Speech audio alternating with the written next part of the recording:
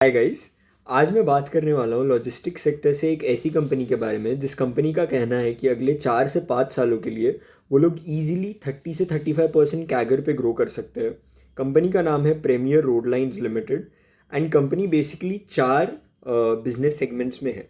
Logistic sector में अगर हम देखेंगे तो कंपनी प्रोजेक्ट लॉजिस्टिक्स में है, ओवर डायमेंशनल लॉजिस्टिक्स में है, कॉन्ट्रैक्टेड लॉजिस्टिक्स में है, जनरल लॉजिस्टिक्स में है।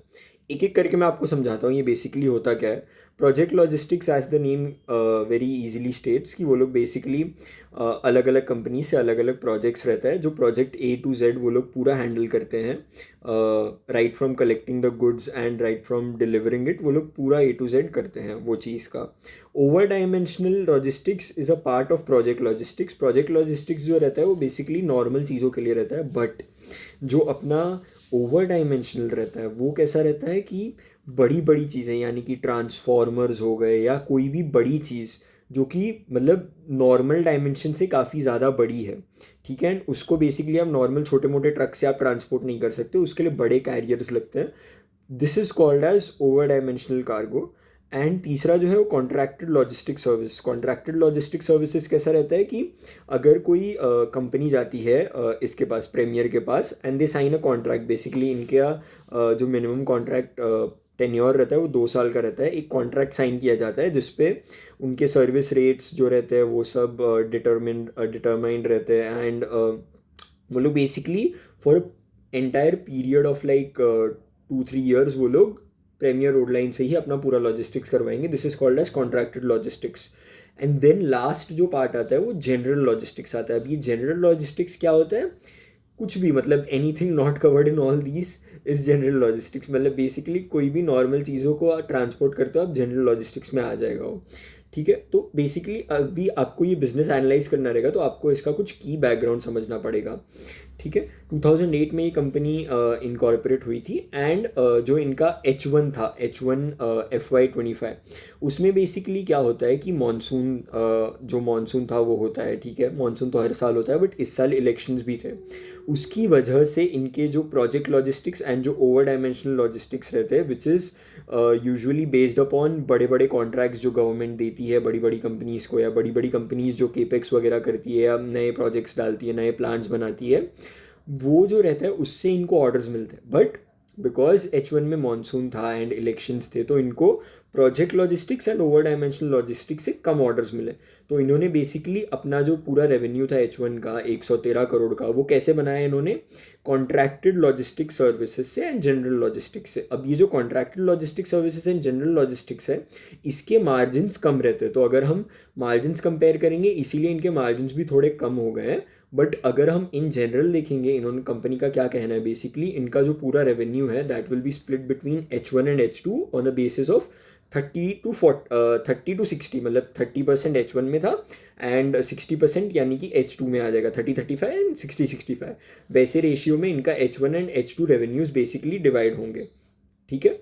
एंड अगर मैं देखूँ तो इनके यस, हाँ, अगर मैं बात करूँ इनके फाइनेंशियल्स के बारे में, तो जैसे मैंने आपको बताया H1 में दे डिड 113 करोड़, है ना। एंड बेसिकली कंपनी का क्या कहना है कि H2 इससे काफ़ी ज़्यादा बेहतर होने वाला है। And on a year on year basis, मतलब पूरे साल FY25 के लिए they will achieve around 300 crore, ठीक है। 300 करोड़ वो लोग टारगेट अपना है FY25 के लिए। एंड इसके ऊपर भी ये लोग 30 से 35% कैगर पे ग्रो करेंगे over the next 3 to 4 years। And अगर मैं रेवेन्यू ब्रेकअप पे आ जाऊँ, जैसे मैंने आपको बताया 113 करोड़ H1 का and 17% year on year grow हुआ है। 47% H1 में तो जो था वो जनरल लॉजिस्टिक्स से आया है, 29% आया है कॉन्ट्रैक्टेड अपना इंटीग्रेटेड लॉजिस्टिक जो मैंने आपको बताया। 47 एंड 29, ठीक है, 50 एंड 30, अराउंड 80% इनका आ गया है ये जो सेगमेंट है इससे। एंड इसका ऑब्वियसली मैंने आपको बताया मार्जिन कम है। अभी मार्जिन जिसका ज़्यादा है वो है अपना प्रोजेक्ट लॉजिस्टिक्स एंड अपना ओवर डायमेंशनल। प्रोजेक्ट का अराउंड 21% रेवेन्यू कंट्रीब्यूशन रहा है इन H1 एंड ओवर डायमेंशनल का अराउंड 3% रहा है इन H1, ठीक है। एंड अगर मैं EBITDA की बात करूँ तो EBITDA इनका 3% ईयर ऑन ईयर इंक्रीज हुआ है। इनके मार्जिन जैसे मैंने आपको बताया डिक्लाइन हुए हैं, बट दैट इज़ ऑब्वियसली मैंने आपको रीज़न भी बता दिया है क्यों। अगर मैं इनके एक्विजिशंस की बात करूँगा तो इन्होंने अभी रिसेंटली एक कंपनी एक्वायर की है, PRL सप्लाई चेन सोल्यूशंस करके। एंड बेसिकली ये काफ़ी एक नया कंपनी है, एंड इनका बेसिकली क्या गोल है कि ये जो project logistics and over dimensional cargo जो ये लोग इंडिया में कर रहे हैं, इनको अभी बेसिकली इंटरनेशनली शिफ्ट होना है। इंटरनेशनल में भी इनको इंटरनेशनल मार्केट टारगेट करना है। डोमेस्टिक में तो इनका काफ़ी अच्छा खासा नाम बन चुका है, एंड इनको आगे भी और बढ़ते रहना ही है। बट इनको अभी इंटरनेशनली भी अपने पैर फैलाने, इंटरनेशनली भी सॉरी एक्सपैंड करना है। एंड उसकी वजह से इनका PRL सप्लाई चेन सोल्यूशंस भी, जैसे मैंने आपको बताया, अभी इन्होंने चालू कर दिया है। एंड अगर मैं बात करूँगा इनके पिछले साल के रेवेन्यू कंट्रीब्यूशन की, तो पिछले साल ईयर ऑन मतलब पूरे साल, पूरा जो साल का ड्यूरेशन है उसमें project logistics and over dimensional cargo 60% था, माइंड यू 60% था। एंड अभी अगर आप H1 में देखोगे तो इट वॉज जस्ट 23-24%, है ना। एंड वो तो मैंने आपको रीज़न भी बता दिया है क्यों।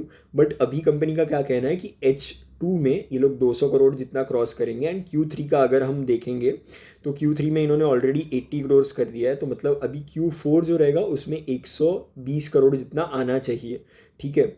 अगर मैं आपको बोलूँ H1 में 113 करोड़ किया, Q3 में they did around 80 crore, and अभी Q4 इतना अच्छा होने वाला है कि 120 करोड़ ये लोग क्रॉस करेंगे। पैट मार्जिन्स जो है वो अराउंड सेम ही रहेंगे, ऐसा मैनेजमेंट का कहना है। एंड कंपनी का बेसिकली कहना है कि ये लोग अभी आगे वाले कुछ सालों के लिए ये लोग काफ़ी ज़्यादा ऑप्टिमिस्टिक है। एंड इन्होंने अराउंड 12 करोड़ का केपेक्स भी किया है इन दिस Q3 FY25।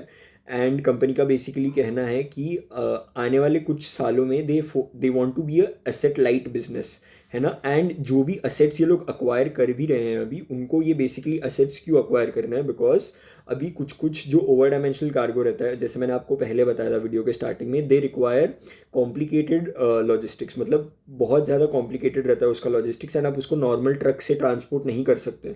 उसकी वजह से they need to do capex, because वो लोग को स्पेशलाइज्ड ट्रक्स जो रहते हैं जिनकी कैपेसिटी बहुत ज़्यादा रहती है वो उनको अक्वायर करना पड़ेगा, है ना। एंड वो जब अक्वायर कर लेंगे तो इसकी वजह से उनके पास ऑब्वियसली असेट बनेगा, वो तो है ही। एंड इसकी वजह से ये लोग प्रीमियम भी चार्ज कर सकेंगे वही सर्विसेज के लिए, है ना। जनरल लॉजिस्टिक्स जो है, जो मैंने आपको वीडियो के स्टार्टिंग में बताया था, उसमें मार्जिन क्यों कम है, बिकॉज उसमें देर इज़ नो डिफरेंशिएशन, मतलब उसको आप डिफरेंशिएट नहीं कर सकते, है ना। कोई भी कर सकता है, कोई भी उठ के वो बिजनेस बना सकता है, बट ये वाला बिजनेस ओवर डायमेंशनल कार्गो इतना ईजिली नहीं बनता है, ठीक है। एंड जैसे जैसे ये आगे जाएगा तो ऑब्वियसली हम देखेंगे कि इंटरनेशनली भी इनके एक्सपेंशन होगा, एंड डोमेस्टिकली भी ये लोग ग्रो करने ही वाले 30-35% कैगर पे over the next 3 to 4 years. तो कंपनी के अभी 2 कॉन कॉल्स हुए हैं, लेट्स सी कि अभी ये लोग नेक्स्ट कॉन कॉल में क्या बताते हैं। एंड मैं ये बिज़नेस अभी से एनालाइज करने वाला हूँ, एंड आगे कुछ और वीडियोस भी मैं बनाने वाला हूँ। मैंने लॉजिस्टिक्स पे ऑलरेडी टाइगर लॉजिस्टिक्स कवर कर दिया है, मैंने एफकॉम लॉजिस्टिक्स कवर कर दिया है, एफकॉम होल्डिंग्स कवर कर दिया है। तो अगर आपको वो वीडियोस देखने हैं तो आप प्लीज़ वो वाला वीडियोस भी देख लो। SJ लॉजिस्टिक्स भी मैं अभी कवर करूँगा आने वाले कुछ टाइम में। तो लॉजिस्टिक्स सेक्टर काफ़ी ज़्यादा ट्रेंडिंग में रहा है अभी, एंड आने वाले कुछ समय में भी ट्रेंडिंग में रहेगा, है ना। तो प्रीमियर रोड लाइन्स के लिए इस वीडियो में मेरे पास बस इतना ही है।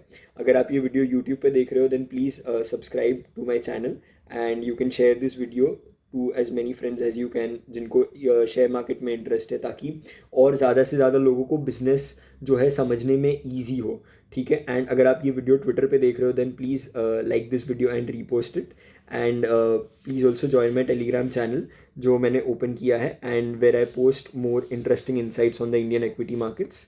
That's all for today. Thank you.